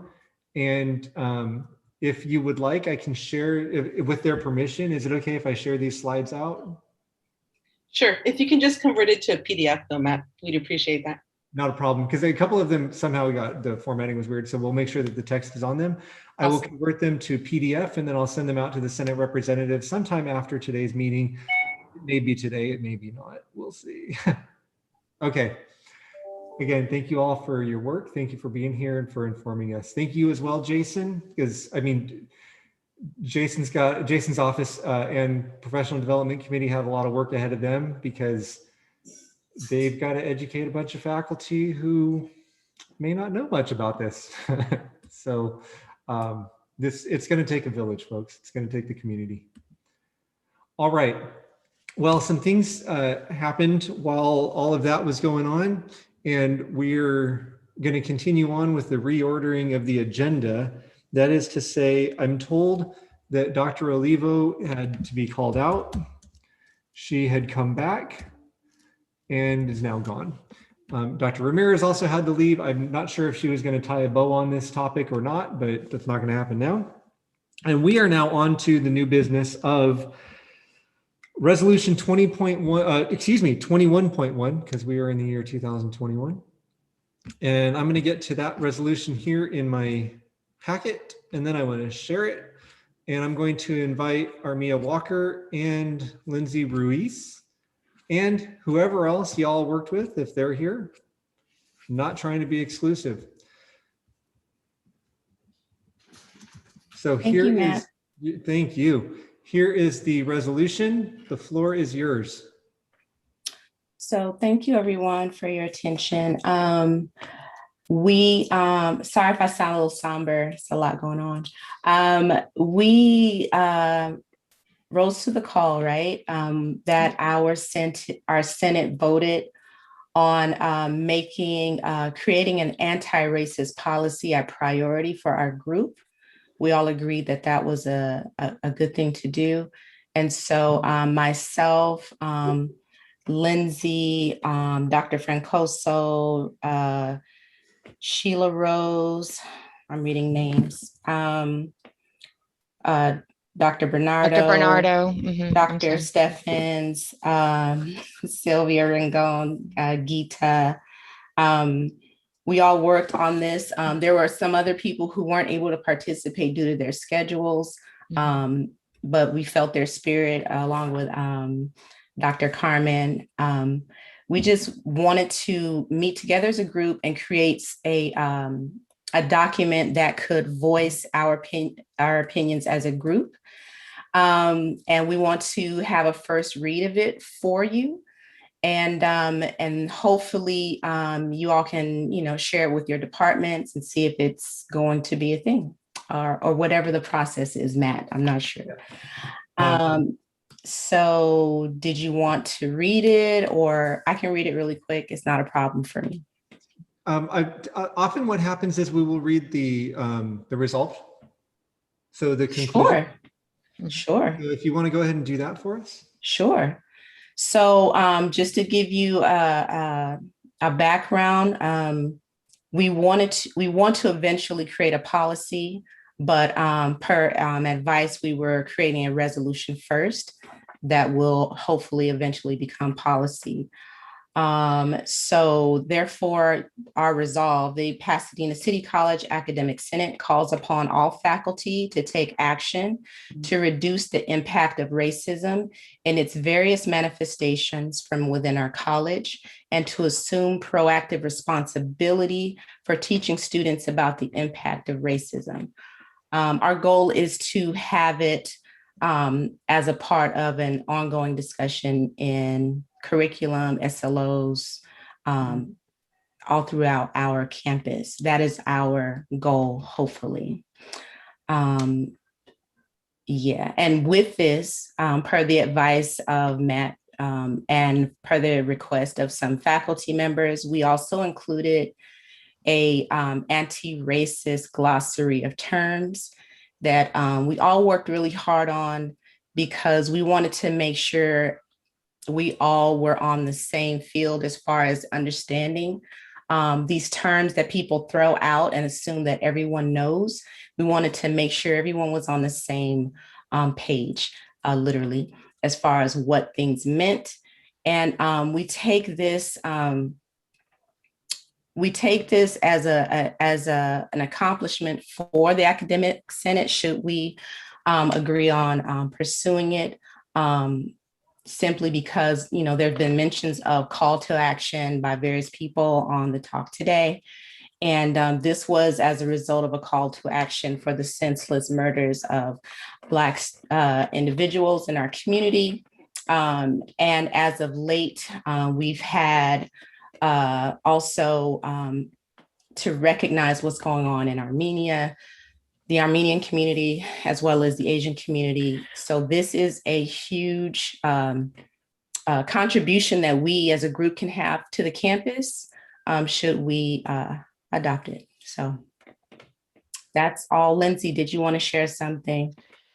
Just that I think that I was privileged to work with so many people who are invested in making good changes for our campus and for our students. And I think what just happened in Georgia is yet another reason why we need this exact language, why we need to be anti-racist in every aspect. And so, like Armia said, we're hoping that this can serve as a jumping off point, that this can be integrated, accepted, adopted, adapted across the campus, because we feel that this is critical work. And like Armia said, it goes with everything else that's been discussed today. So yeah, everything today, yeah. And it all works together. Contributors that are already on Academic Senate, like Dr. Lopez and Sheila Rose, were a huge help as well. They stepped in and really guided us, you know, as to the practices of the Senate, and we appreciate them greatly. So we just want to give a huge shout out to everyone involved. And we did put everybody's names, I'm sorry, at the bottom. If you want to scroll down a little bit, just down. Yeah, there it is. That's it. That's us. Those are the ones who, you know, worked on this together, but it was also born out of Dr. Lopez's and Armia's anti-racist, declaration even before that. So, I mean, we're all just working together off of, you know, off of each other's work and trying to do better and, you know, make sure that we are serving our students. And so that's why we felt this was so important. So we're proud of our work. Absolutely. And you should be. And folks, I want to call your attention to this right here. That's during, they were off contract. This was not for pay, right? This isn't part of their job duties. This is taking time out of a winter break or a winter session to put together this solid document for us, right? Now, procedurally, this is for a first read, and it was only scheduled for 10 minutes because I don't think there's any controversy over this, but I think that there's opportunity for folks to speak out in favor of it. But this is a first read, and the intent really is share it with your divisions. If you see any place where it can be improved, I don't see a whole lot of places where this can be improved, but if you see any places where it can be improved, then, you know, those are the conversations that we'll have. This will come back for a second read. And the order in which it would happen would be, if there is any revision to the therefore, that has to happen first, and then the whereases, if there is any revision at all. And what I see happening is a motion to approve the resolution, and then a separate motion to adopt the anti-racist glossary of terms. And then they will both coexist on the Academic Senate website where we have our resolutions. I've already alerted the Board of Trustees and several other groups on campus that this is in the works. And so as soon as we approve it as a body, excuse me, I don't get to vote. As soon as you all approve it as a body, then I will be forwarding it to the Board of Trustees, as well as various other constituent groups on campus. So, and I'll send it to the entire faculty body as well, because that's what I do. But so before this topic is up, while we're here for a first read, does anybody have any comments, questions, input, praise, anything that you'd like to share? While people are thinking, Matt, just wanted to let you all know, as our Academic Senate family, we really listened to you, and we took what you had to say into consideration when we were creating this. So if it seems thorough, it's because it is, because we listened. And so just to put that out there, we didn't just pull this out our hair. We really listened to y'all. Well, you know what? I think folks need to process this. I think that's why we're not hearing anything. And I'm told that the time is up for this item. We can extend, or we can, this will certainly be on our next agenda for a second read, at which time I'm hoping that there will be a motion to approve it and adopt the glossary. Bubble. Yeah, I just wanted to commend the committee for doing such a great job in formulating this resolution. I think given the climate in the US and the world today, I think it's something that's very much needed, and hopefully we get more resolutions in support of this. Thank you. Yeah, thank you for those comments. All right, thank you again for the work that you all did for bringing this to us. I'm just happy. I'm pleased. I'm proud that this is something that we're doing. I heard recently a statement: if your agendas look like they looked last year, then you're not doing it right. And I got to tell you, our agendas don't look like they looked last year. So, and I have you all to thank for that. That Thanks, Matt. said, we're going to move on to the next item.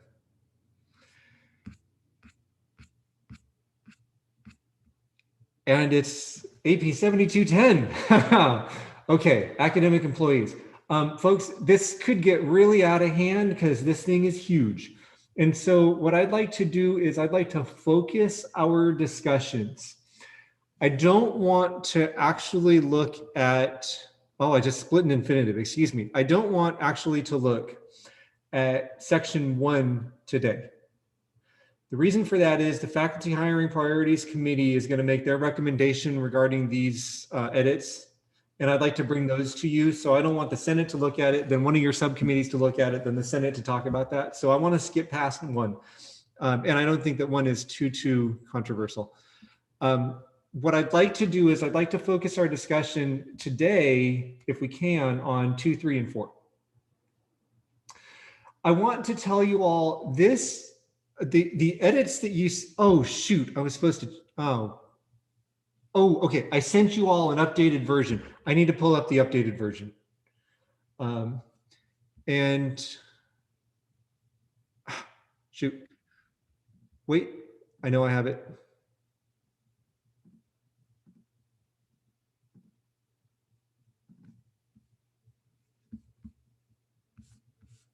Let me make sure that this is what I wanted. Yes, okay. Now let me change my sharing. Anyway, folks, this is the dean's revisions, but I'm taking that as their suggestions, recommendations, their input, and I'm bringing it to you all so that we can form basically a counteroffer. Okay, I do have, it slipped my mind to introduce her. We do have with us the dean of math and computer science, Carrie Starbird. She is here to answer any questions about why was this change recommended, what happened here, because it was Terry Juney who led the deans in the series of meetings that resulted in this document, but he's gone. And she happens to be our senior academic dean and was kind of the note taker and was involved in that process. So she's here to answer questions you have if you wonder why the deans did what they did. I don't think to defend anything. She's just here to communicate information as needed. So thank you for being here, Carrie. And the thing that gave it away for me, as I communicated to you, the yellow edits are the dean's recommendations. The green edits were mine, and I thought that CDs, compact discs, I thought that meant curriculum vitae. No, I was told, no, they meant compact discs, but I think what was intended was digital portfolios. And so I'm trying to update it as we're updating it, right? Anyway, the green recommendation, the green changes are mine, or something that the Senate already talked about. Now, having said all that, if I can focus you on section 2, does anybody have any input, comments, or suggestions regarding section 2?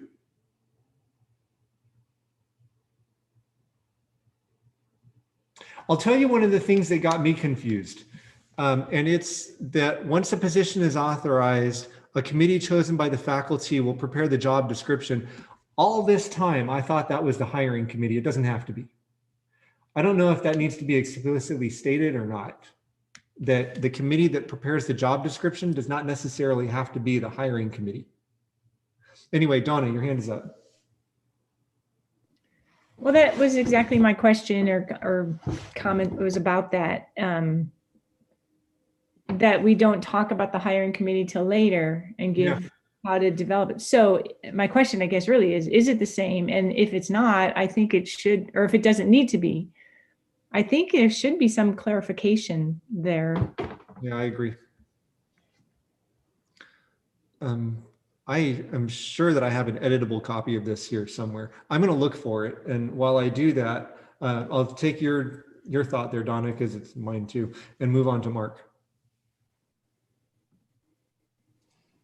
Matt, we are discussing diversity, equity. Do you want to be specific and actually put those terms there instead of just putting prospective letters under other relevant documents or information?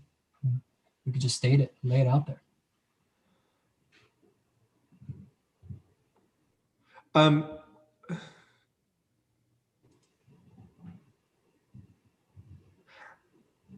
This is talking about what candidates may be asked to submit when invited to the first level interview. This is not part of the application process. So this is after screening, is the intent of this particular clause. There's a place for what you're talking about.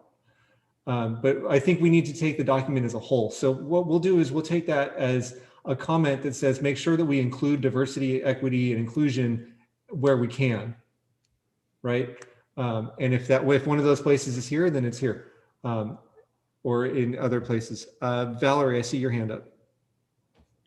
Yeah, I think to Mark's point, this was a wish that Katie Rodriguez said in her public comment, is maybe in addition to the CV and the transcripts, we can add a statement of equity, inclusion, and diversity. I can put the UCLA's model in the chat for everybody, but they also require it as part of the application packet. Can we add that to that part 3? Okay. You mean here? Yeah. Okay. I'm going to drop into the chat what you just dropped into the chat for everybody. And I am working real hard to find an editable copy of this. I mean, I have one. I just don't know if it's the same version that we're looking at. It's not, but that's okay. So what I'm going to do is I'm going to go ahead and, if I need to, I'll bounce back and forth between these two. I'm going to share a Word document instead.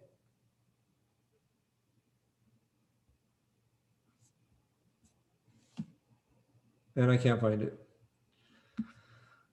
So you're talking about in 3. So the statement is here.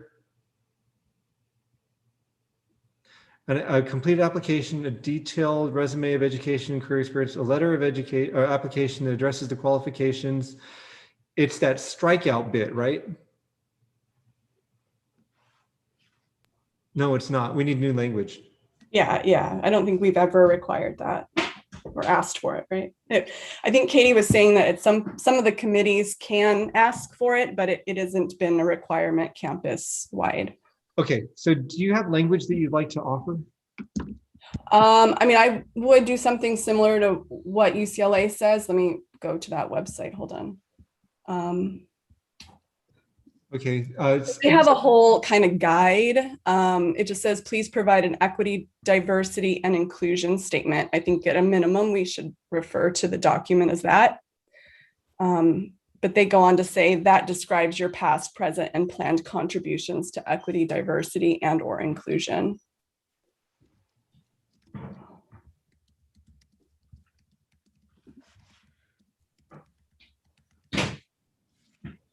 Okay.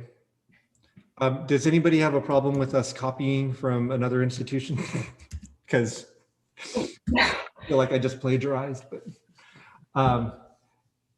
thank you. There, so I have it underlined to indicate to myself that this is a change that we are making here.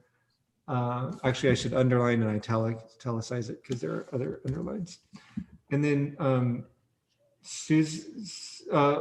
you know what? Okay, there are no motions on the floor right now, right? So what I've just done is I've taken what one individual has recommended and I've put it into this document. You want me to make a motion, Matt? I think we should probably have a series of motions. So yeah, okay. You would make a motion? Okay, I'd like to make a motion to add the statement to section, what was it, 2.3? 2A3. 2A3 that reads, please provide an equity, diversity, and inclusion statement that describes your past and planned contributions to equity, diversity, and inclusion. Okay, now before that's seconded, I want to let you know what I intend to do with this, with you all, is approve it in sections.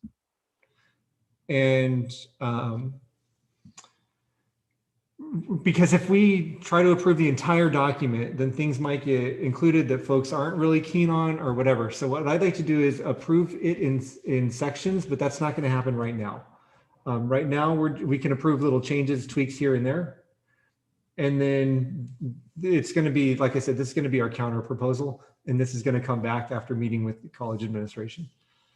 So is there a second to the motion to add this language to 2A3? I'll second. Was that Veronica? Okay. Yes. So moved by Valerie, seconded by Veronica. Are there any objections to, if I don't do it by unanimous consent, it's got to be a roll call vote. So I'm going to do it by unanimous consent, but folks, please, if you have a concern about it, raise it. We'll do roll call votes. I'm not trying to rush this. Okay. So does anybody object to approving this language by unanimous consent?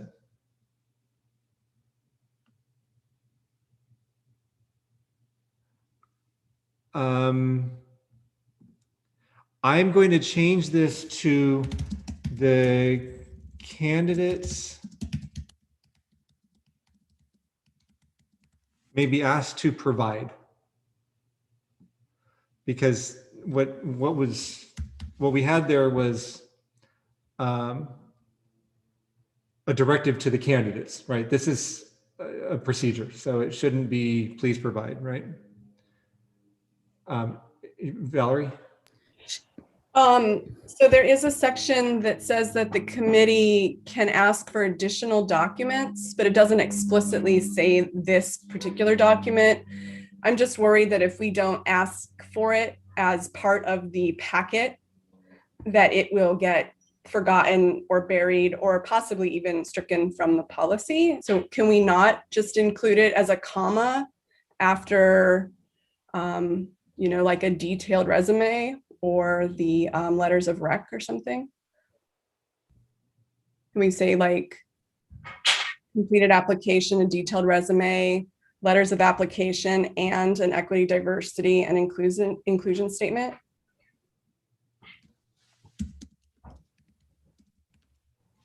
I mean, I can repeal my motion and make another one if you need me to. Let's do that. Okay, so I'm gonna do I have to formally remove my motion, or are you gonna just do it with the wave of your wand? We're gonna do that by unanimous consent unless anybody objects. Okay. Seeing no objection, your motion has been withdrawn, and we now have this new language that just adds to the detailed resume, the diversity, equity, inclusion statement language. You want to remake your motion?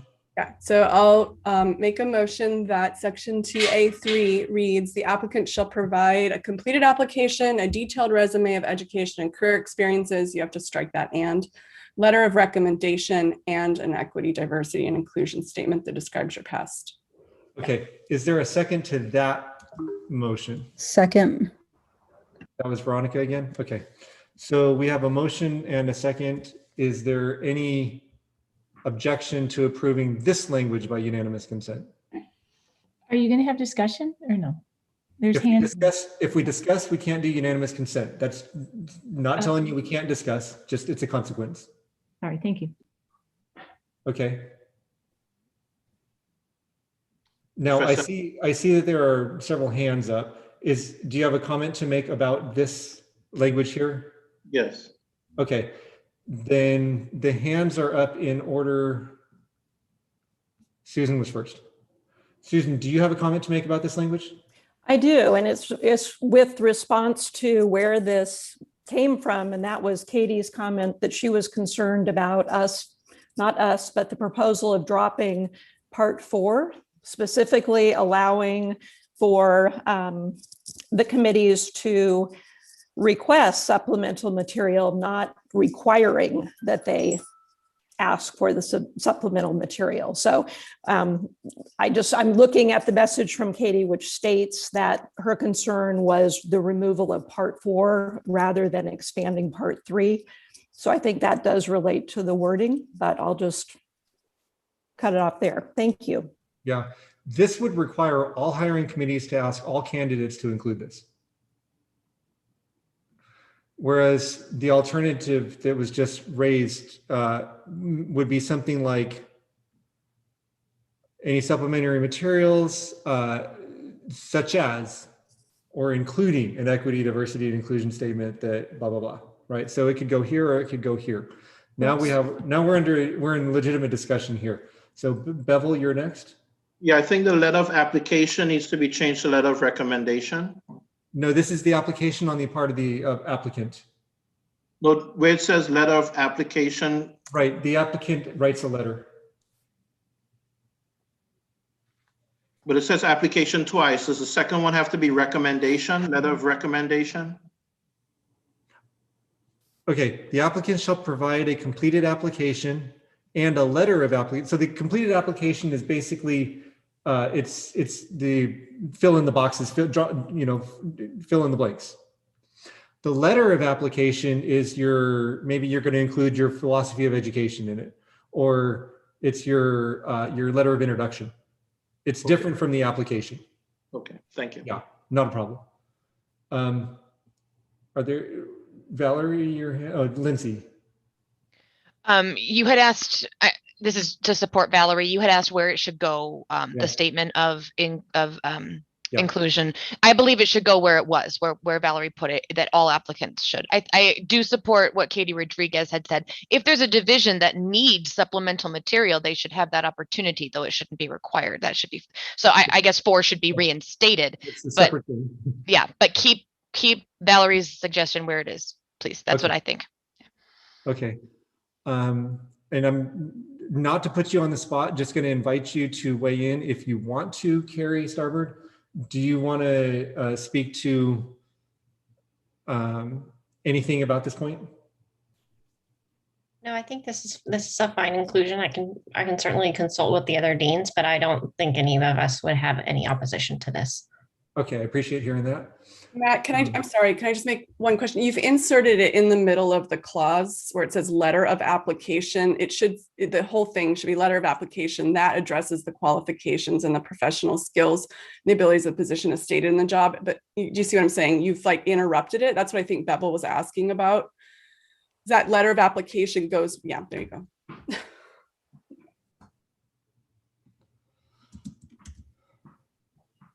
And Carrie, if you want the citations that Katie provided, I can send those to you if you think the deans want them. That would be great. Thank you, Valerie. Okay, so I've put it so it says completed application, a detailed resume of education and career experiences, letter of application that addresses the qualifications and the professional skills, knowledge, and abilities of the position as stated in the job announcement, and an equity, diversity, and inclusion statement that describes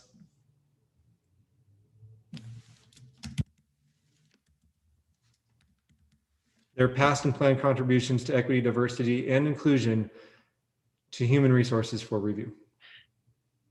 Thank you for double checking the grammar. I'm going to choose to go a little informal on this. We don't need to withdraw the motion because of that change. Y'all understand the change, right? Moved it from the middle of a clause, thank you for pointing that out, to here. Okay. Anthony. Yeah, I just want to echo how important I think it is that we make this a requirement to have the equity, diversity, and inclusion statement, especially since some divisions are pushing back on the kind of what we recommended in relationship to having 2 or more people of color on the committee. So yeah, if there's pushback on that, then I think this is going to have to be a requirement. Okay. I'm told we're out of time. Can we have a 5-minute extension? Move to extend by 10 minutes. You know what time it is, right? Yep, I know exactly what time it is. Okay. The motion has been made to extend by 10 minutes. Is there a second to that motion? I second it. I'll give that to Sheila. And so moved by Bevel, seconded by Sheila to extend by 10 minutes. Is there any opposition to approving that by unanimous consent? Okay, that motion carries. Pardon? I heard a voice and it wasn't mine. That motion carries by unanimous consent.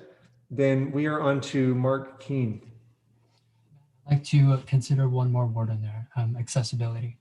I think it's so integral. We have, if in a real awesome world we had equity, diversity, inclusion, accessibility is so important that we level that playing field. And for me, it's an acronym IDEA, IDEA, where you have inclusion, you have diversity, you have equity, but you need that accessibility. So I would like to add accessibility in that. So what I'm hearing is you'd like to move an amendment to add accessibility. Correct. Okay. Is there a second to that amendment? I second. That was Dr. Bernardo. Okay, so Dr. Keene has moved and Dr. Bernardo has seconded to add, so that would strike out the and here. And then inclusion and accessibility. Okay, is there any objection, is there any discussion over that amendment? Then is there any objection to approving that that amendment by unanimous consent? Okay, so that amendment has been approved. Lindsay, your hand is up. It's a point of clarification. I'm a little confused about so we have a letter of application that addresses the qualifications, the professional skills, knowledge, and abilities as stated in the job announcement. And so does that mean something separate? Like we want a separate statement? Or should it be included in this letter?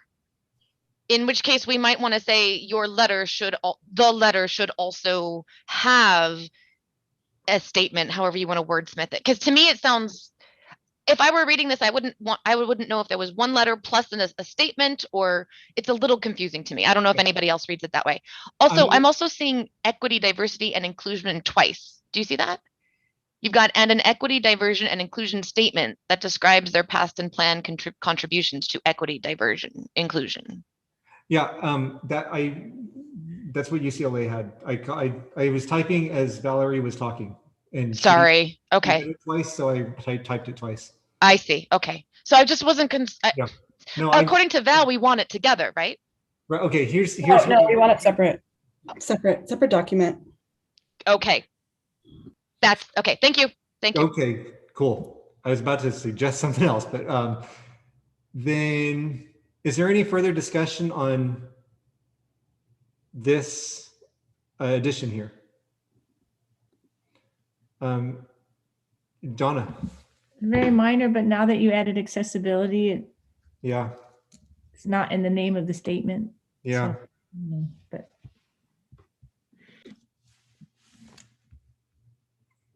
are you all okay with me just doing this?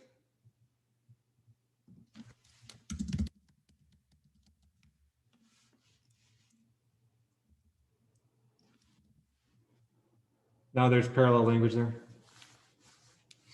And you know what? Maybe what would be in order would be to take this as a note and then table it, or we can have the vote now. And if you want, I can just break Robert's rules of order and we can just do it by unanimous consent. Just don't tell anybody, even though this is on YouTube. All right. So if there are no objections, we're going to approve this change by unanimous consent. Okay, this is between us and the YouTube audience. Then, does anybody have anything else to? And this is going to be digital portfolio. Does anybody have anything else to add for section 2 here, Brian? Mine isn't something to add. It's just clarification with an earlier comment about there being pushback against diversity on hiring committees. I don't think I've ever heard that from the Senate body. No, I think the reference was to the public comment made earlier about the concern over if having... That was not pushback against diversity on hiring committees. Okay. As far as I heard it, as far as I understood it. So if the speaker wants to clarify, that's fine, but that was a mischaracterization, and I would even go as far as to say it was... I'm gonna stop that because that's not related directly to AP 7210. but your point has been taken. The point was made earlier, so. True. Dr. Steffens or Stevens? Stevens. Thank you, Dr. Stevens. So I seconded the You just muted. accessibility. Oh, sorry. Okay, can everybody hear me? Yeah. Okay. Sorry, guys. I seconded the adding of the accessibility, but if we want to take it a step further, the more appropriate term would be universal design instead of accessibility, because that encompasses accessibility. Okay, well, we're going to take that as food for thought for next time, because we approved this, but it's okay we can change it with a 2/3 majority vote, which works for unanimous consent. But when we start wordsmithing, and it's not a problem that you're recommending that, please don't misunderstand me. We can spend a lot of time wordsmithing, and we got through half of one clause, right? And so what we can do instead of motions is I can start taking notes and stuff, but then my concern is we include things that one person wants here, one person wants there, and it really should be the body. So there's kind of a expediency comes at odds against hearing multiple perspectives, right? Or we can make that a thing right now and tie a bow on this whole section. Is there anything else in section 2 that anybody had a concern with?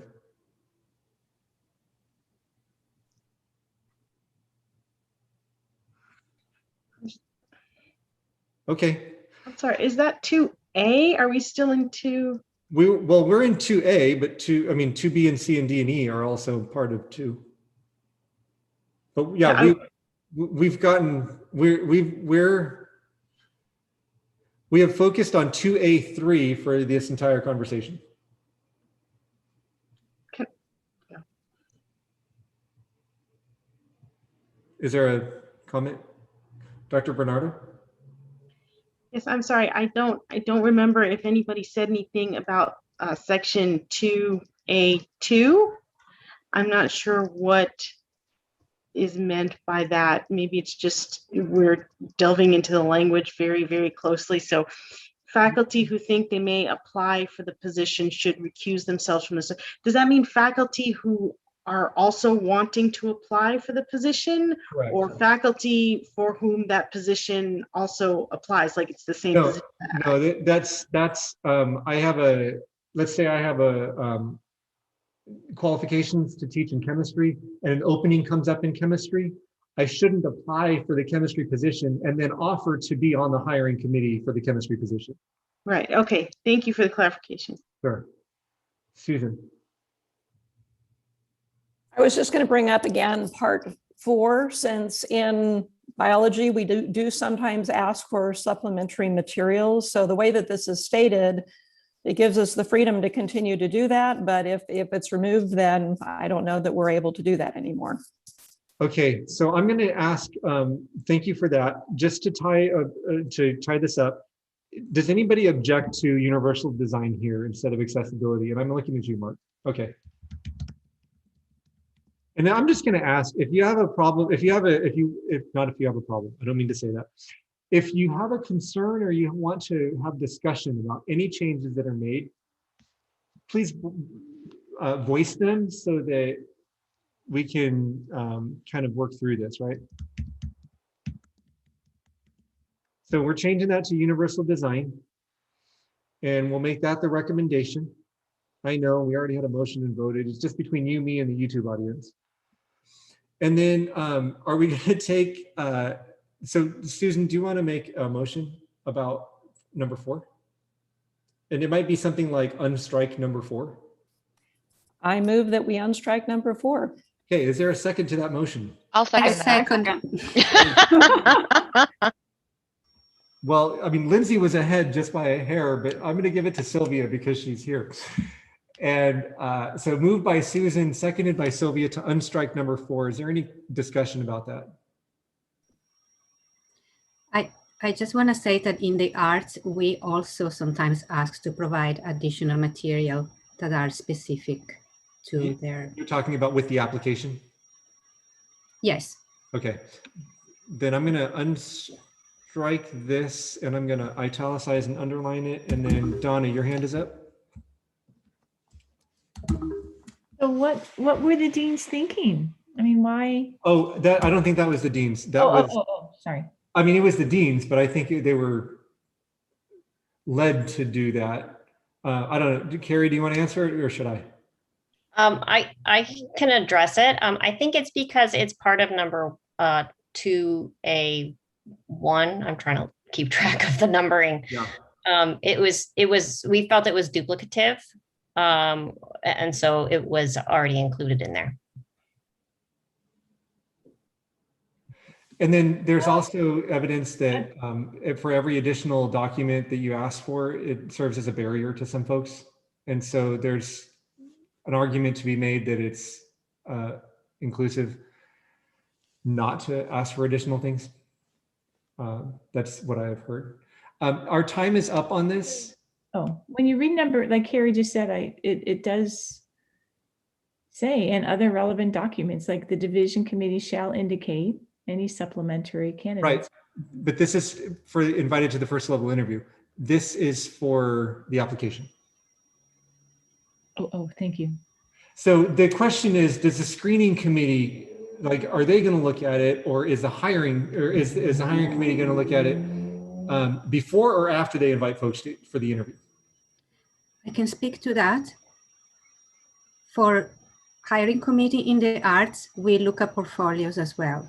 Right, yeah. Before we invite them to have a first interview.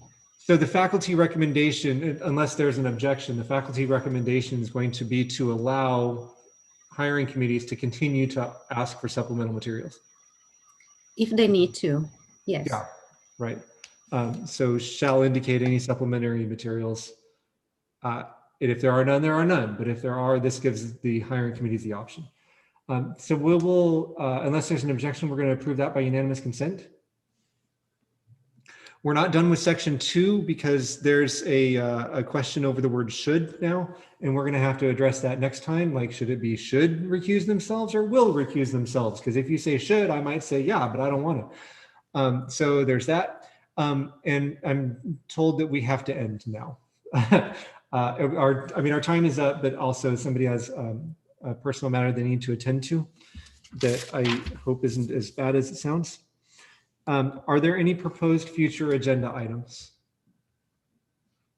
I have one. We're going to come back to 7210. And thank you, Carrie, for your time. I will be in touch with you as to when, it's going to happen in the next meeting, but as far as like what time, I'll be in touch with you. Are any other future agenda items? And you're adding the anti-racist second read, yes? Oh yeah, absolutely. Thank you. Thank you. Anything new. I shouldn't have indicated just this one. Is there anything else that you think we should be thinking about besides what we know we're going to be thinking about? Professor Hennis, can I add voter suppression at PCC? Okay, so the way we can address that in the academic senate is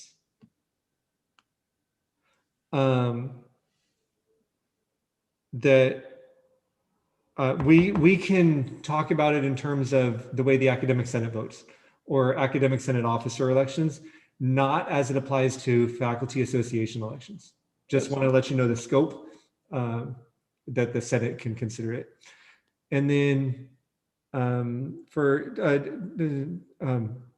Judy Benson, about adding accessibility, the second was Dr. Stevens. I believe I mentioned Dr. Bernardo, and I'm getting that clarification in the chat. Okay, then are there any announcements?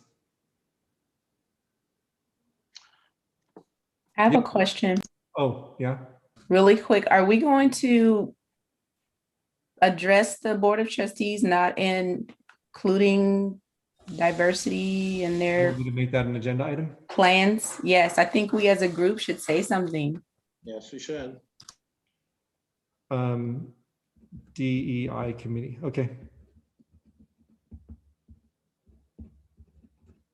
That's what I'm talking about with the future agenda items. Okay, cool. And then Bevel, you were about to speak. Yes, I just wanted to remind everyone who is interested in achieving the goal that we will be meeting this Friday. And again, you can contact Dr. Francoso, who can send you the Zoom link for that meeting on Friday. Thank you. Okay. Anything else? Okay, with that, we are adjourned. Thank you for a great meeting, folks. Bye, everybody. Have a good night. Bye, everyone. Have a good night. Stay safe. Good night. Dr. Bernardo, that's available through the Chancellor's office. I don't have it personally, but if you go to Chancellor, if you just Google Chancellor Office Data Mart, then you can pull all our demographic information there. Thank you. You're welcome.